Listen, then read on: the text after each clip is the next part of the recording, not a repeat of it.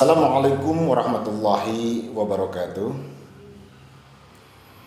Alhamdulillahil wahidil ahad, al-fardis samad, alladhi lam yalid wa lam yulad wa lam yakul lahu kufuwan ahad.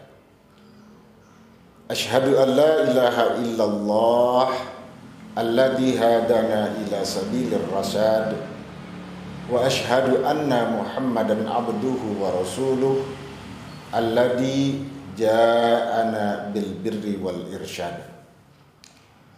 Wassalatu wassalamu ala sayyidina Muhammadin khairul ibad wa ala alihi wa sahbihi ila yaumil ma'ad. Saudara-saudara, kawan-kawan peserta KKNDR yang saya banggakan, pada kesempatan ini saya akan mencoba menyampaikan persoalan komunikasi yang mungkin akan bermanfaat untuk kawan-kawan selama berada di tempat KKN. Ini dipandang penting karena memang komunikasi menjadi salah satu di antara alat yang akan mengantarkan kita pada sebuah kesuksesan. Dan saya akan mencoba membangun dan juga menguraikan sebuah topik dengan bahasan membangun komunikasi sosial empatik. Di dalam kehidupan kita seringkali abai untuk mencoba memperhatikan komunikasi kita, karena komunikasi dipandang sebagai sesuatu yang biasa-biasa saja, bahkan terlalu familiar dalam kehidupan kita. Maka kita tidak pernah mencoba untuk mengusahakan memperhatikan bagaimana komunikasi kita di tengah-tengah kehidupan sosial. Apa yang penting kita kedepankan ketika kita berada di tengah-tengah masyarakat? Padahal kita tahu semua, ketika kawan-kawan melakukan KKN, apapun namanya, termasuk di dalamnya KKNDR, kawan-kawan akan melakukan interaksi dengan masyarakat. Kawan-kawan akan mencoba bertukar pikiran dengan masyarakat. Kawan-kawan juga akan berbagi perasaan dengan masyarakat. Dan semua itu pada dasarnya disebut sebagai komunikasi. Makanya dalam hal ini bisa saja kita katakan komunikasi yang dimaksud adalah merupakan pertukaran pikiran dan perasaan antara kita dengan masyarakat. Komunikasi terjadi di mana-mana. Bisa di kantor, di kampus, di rumah, di tempat ibadah, di tempat KKN, bahkan di warung kopi sekalipun. Karenanya komunikasi melibatkan banyak pihak. Komunikasi melibatkan siapapun, kapanpun, dimanapun, dan pada peristiwa apapun. Dan ketika kita berbicara tentang komunikasi, kita juga harus mencoba memahami bahwa komunikasi itu pada dasarnya merupakan sebuah peristiwa, baik sebagai peristiwa intrapersonal maupun sebagai sebuah peristiwa sosial. Komunikasi disebut sebagai peristiwa intrapersonal karena dalam proses komunikasi kita mau tidak mau dengan siapapun kita bicara, dimanapun kita berbicara, dan dengan siapa dan dalam kondisi apapun kita berinteraksi dengan mereka, pasti akan melibatkan diri kita. Dan ketika terjadi komunikasi dengan diri kita, itulah yang disebut sebagai komunikasi intrapersonal. Dan tak kala ketika terjadi interaksi dengan masyarakat, itu disebut sebagai peristiwa sosial. Makanya saya sampaikan bahwa komunikasi itu bisa kita sebut sebagai sebuah peristiwa intrapersonal yang juga disebut sebagai sebuah peristiwa sosial. Ada beberapa hal yang nampaknya perlu kawan-kawan cermati. Mengapa kita berkomunikasi? Untuk apa kita berkomunikasi? Termasuk apa sih manfaatnya komunikasi bagi kawan-kawan ketika sedang melakukan proses KKN? Bahkan sekarang KKN-nya pun KKN DR. Tentu ini menjadi sangat penting karena komunikasi dilakukan oleh Anda, komunikasi dilakukan oleh kita adalah untuk memperoleh dan juga memberikan pesan dan juga kepuasan baik pada diri kita maupun pada mereka yang berinteraksi dengan kita. Yang kedua, komunikasi dilakukan untuk saling memahami. Dengan begitu akan terbentuk sebuah komunitas, dengan begitu akan terbentuk sebuah teamwork yang diharapkan lebih produktif. Tanpa ada komunikasi, mungkin di antara kita masih akan menyebutkan kamu dan aku.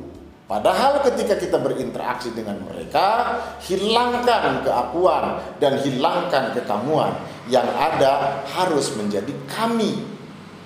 Ketika kawan-kawan berada di tengah-tengah masyarakat, hilangkan kekakuan kita sebagai mahasiswa. Hilangkan kekakuan kita agar kita tidak merasa menjadi aku, tetapi berasimilasi, kemudian melakukan akulturasi, dan kita berinteraksi sudah tidak dalam sekat-sekat psikologis, karena yang dimunculkan adalah kami. Itu menjadi sangat penting agar dalam proses interaksi tidak terus mempertahankan persepsi kita masing-masing, dan persepsi akan seringkali mendukung terbentuknya sebuah perspektif. Jika di dalam interaksi kita selalu mengedepankan perspektif kita, maka sampai kapanpun tidak akan terbangun sebuah komunitas, sebuah teamwork, sebuah kerjasama yang lebih optimal, karena semuanya berdasarkan perspektif masing-masing. Yang ketiga, mengapa kita berkomunikasi? Paling tidak, komunikasi dilakukan untuk memperoleh posisi manusiawi. Komunikasi yang harus kita gunakan untuk memanusiakan manusia. Komunikasi yang kita gunakan untuk memposisikan manusia secara pribadi. Komunikasi yang kita gunakan agar mereka merasa puas ketika berinteraksi dengan Anda. Ini penting. Makanya kita paling tidak harus tahu apa di antara faktor yang menyebabkan komunikasi itu akan berjalan dengan baik. Satu di antara faktor yang harus kita pahami, ada persepsi di dalam proses komunikasi. Persepsi merupakan sesuatu yang ada di dalam diri kita. Persepsi sangat dipengaruhi oleh berbagai variabel. Paling tidak ada beberapa variabel penting yang harus kita pahami, bahwa persepsi kita sangat dipengaruhi oleh pengetahuan kita. Persepsi kita sangat dipengaruhi oleh kebutuhan kita. Persepsi kita sangat dipengaruhi oleh pengalaman kita. Dan persepsi kita akan sangat dipengaruhi oleh keyakinan kita. Tentu pengalaman, pengetahuan, kebutuhan, dan keyakinan kita yang terbatas akan membatasi persepsi kita. Makanya jangan merasa bahwa persepsi kita yang paling benar, sehingga perspektif kita dipandang oleh diri kita yang paling benar, dan itu membuang peluang untuk mencoba merasakan apa yang dirasakan oleh orang lain dan apa yang dipikirkan oleh orang lain. Ketika kita berkomunikasi tidak dengan persepsi yang baik, maka tidak akan membangun sebuah proses komunikasi yang baik. Dan untuk menjadi komunikator yang baik, kita harus paham betul bahwa persepsi pada dasarnya sesuatu yang relatif. Makanya kita harus senantiasa mendialogkan persepsi yang kita miliki agar keakuan kita tidak menjadi tinggi dan juga agar kita tidak memandang rendah pada yang lain. Komunikasi ini sangat dipengaruhi oleh persepsi kita, dan persepsi itu akan membentuk perspektif kita. Makanya ini menjadi sangat penting ketika kawan-kawan nanti berada di lapangan. Yang kedua, ketika kita berbicara tentang persepsi ini, kawan-kawan ketika berada di tengah-tengah masyarakat harus jeli memanfaatkan persepsi kita. Karena persepsi akan membangun kita menjadi komunikator-komunikator yang empatik. Dengan persepsi, komunikasi yang akan kita bangun adalah komunikasi yang empatik. Karena ketika persepsinya bagus, maka empati kita akan menjadi bagus. Tatkala ketika kita berempati dengan bagus kepada partisipan komunikasi kita, maka setidaknya kita tidak akan memandang diri kita paling benar. Dan ketika itu hilang dari keakuan kita, maka kita akan selalu berupaya merasakan apa yang dirasakan oleh orang lain dan memikirkan apa yang dipikirkan oleh orang lain. Itu menjadi modal penting ketika kita berkomunikasi sosial di tengah-tengah masyarakat, khususnya tatkala kita melakukan kuliah kerja nyata. Ini menjadi penting, tolong digaris bawahi. Tatkala kita berada di tengah-tengah masyarakat, komunikasi yang ke depan adalah komunikasi sosial. Komunikasi ini merupakan sebuah proses pertukaran pesan selain dari didasarkan pada muatan-muatan pikiran, dan juga akan sangat diikut sertakan perasaan yang kita miliki. Makanya tadi di awal saya katakan, komunikasi pada dasarnya merupakan pertukaran pikiran dan juga perasaan. Dan ketika kita melakukan komunikasi sosial, maka mau tidak mau kita harus melakukan komunikasi sosial secara empatik. Persoalannya adalah bagaimana agar komunikasi sosial yang kita lakukan dapat berjalan secara empatik. Komunikasi sosial adalah sebuah peristiwa yang terjadi ketika manusia berinteraksi dengan lainnya. Kualitas interaksi manusia dengan sesamanya akan sangat dipengaruhi oleh kualitas komunikasinya. Dan kualitas interaksi seseorang dapat ditingkatkan dengan cara meningkatkan kualitas komunikasinya. Ini persoalan yang sangat penting, karena komunikasi merupakan salah satu indikator kecerdasan emosi seseorang. Kenapa? Karena komunikasi akan melibatkan kesadaran diri, pengaturan diri, motivasi diri, empati, dan juga keterampilan sosial. Karenanya saya ingin tekankan, empati menjadi sangat penting untuk membangun kecerdasan sosial. Dan kecerdasan sosial merupakan modal terbangunnya komunikasi sosial empatik.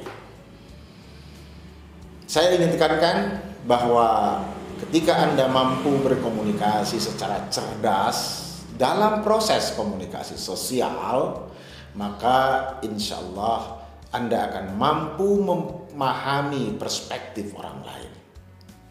Anda akan mampu menumbuhkan hubungan saling percaya dengan orang lain. Serta dengan komunikasi sosial yang empatik, maka persoalan-persoalan yang akan mengganggu, yang menjadi noise dalam komunikasi sosial Anda, itu akan sedikit demi sedikit menjadi cair. Dan pada akhirnya akan terjadi komunikasi yang efektif. Ada beberapa kiat yang harus kawan-kawan pahami ketika berada di tengah-tengah masyarakat, khususnya ketika kawan-kawan melakukan komunikasi sosial empatik tatkala kawan-kawan sedang mengerjakan KKN DR ini. Yang pertama, kawan-kawan harus memiliki keterampilan sosial.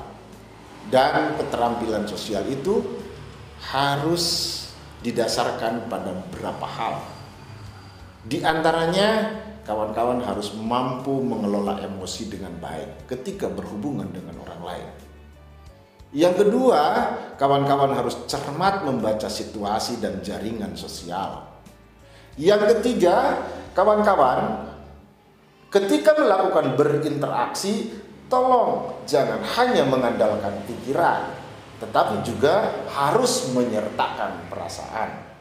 Dengan begitu, kawan-kawan akan terampil mempengaruhi orang lain, membangun opini untuk orang lain, memimpin orang lain, dan juga mengikut sertakan orang lain dalam kegiatan-kegiatan yang dibuat atau disusun oleh kawan-kawan.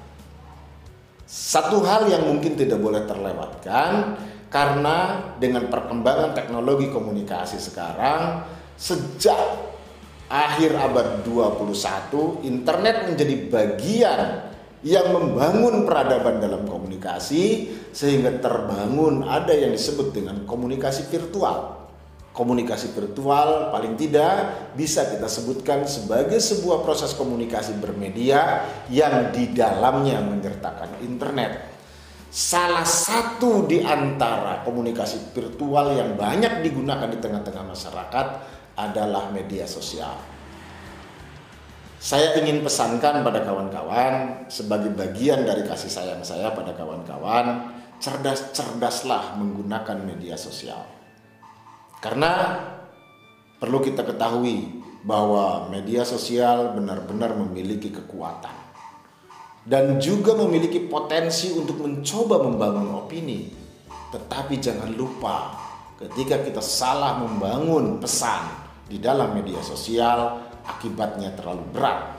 Selain karena sudah ada undang-undang ITE, kita juga akan berhadapan dengan orang lain yang sama-sama menjadi pengguna media sosial.